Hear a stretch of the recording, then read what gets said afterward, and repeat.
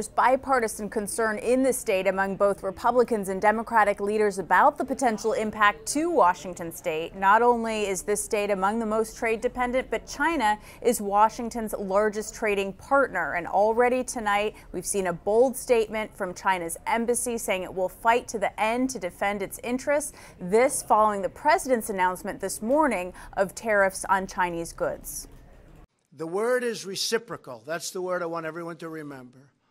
We want reciprocal, mirror. Some people call it a mirror tariff or a mirror tax. Just use the word reciprocal. If they charge us, we charge them the same thing. Now, the action announced today is aimed in part to punish China for trade practices that the administration says involve stealing American companies' intellectual property.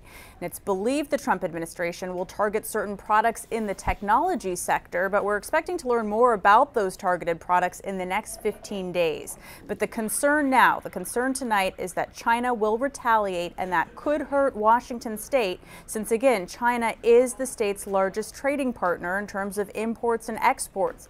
Last year, Washington exported more than $18 billion worth of goods, airplanes, and wheat among the top items. Washington leaders, including Governor Inslee, says he's very concerned about the impact to Washington businesses and consumers. So is his former Republican challenger, Bill Bryant, whose background and business is trade, representing U.S. exporters. China's not going to take this lying down. They're going to retaliate. And so, yeah, if you're exporting airplanes, or you're exporting wheat, or apples, or seafood, or any number of manufactured or technology products, you should be concerned. We need to deal with Chinese piracy, but we need to do it in a way that actually targets the problem, not imposes harm on people in Washington state, and certainly not in a way that's going to cost people in Washington state their jobs. If these tariffs were successful and we imported less, it would mean less jobs in our ports and in our trucking and transportation communities.